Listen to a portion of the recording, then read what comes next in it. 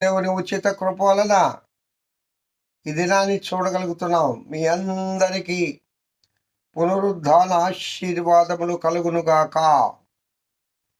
పునరుద్ధాన దీవెనలు కలుగునుగాక. పునరుద్ధాన కృపలతో ఆ దేవదేవుడు మిమ్మల్ని నింపునుగాక.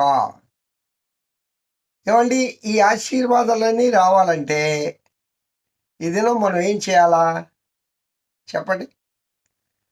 ఏదో మటనో, చికెనో, ఫిషో, మంచి ఫుడ్ తెచ్చుకుందాం, బాగా పలావులు చేసుకుందాం, మీకు ఇష్టమైన ఫ్లేవర్స్ చేసుకోండి, శుభ్రంగా తిని తొంగుని రెస్ట్ తీసుకుంటాం.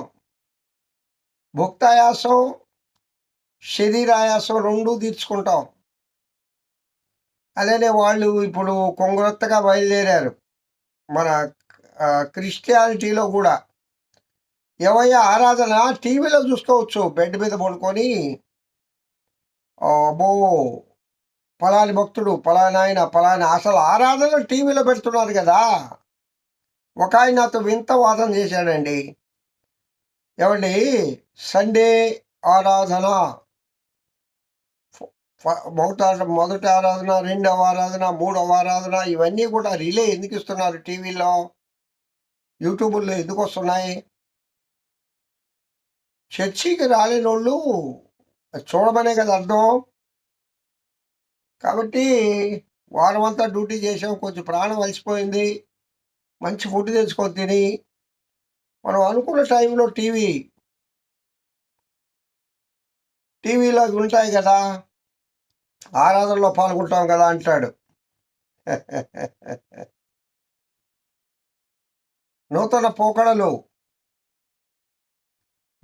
పోకడలు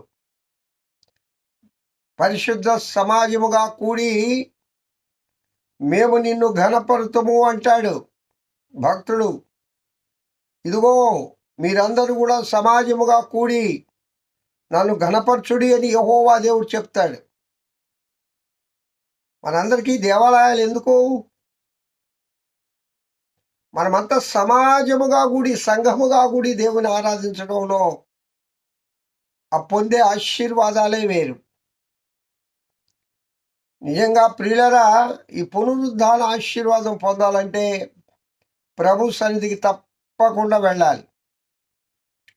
ప్రభు సన్నిధిలో నువ్వు కనబడాలి, ఆయన ముఖదర్శనం చేయాలి.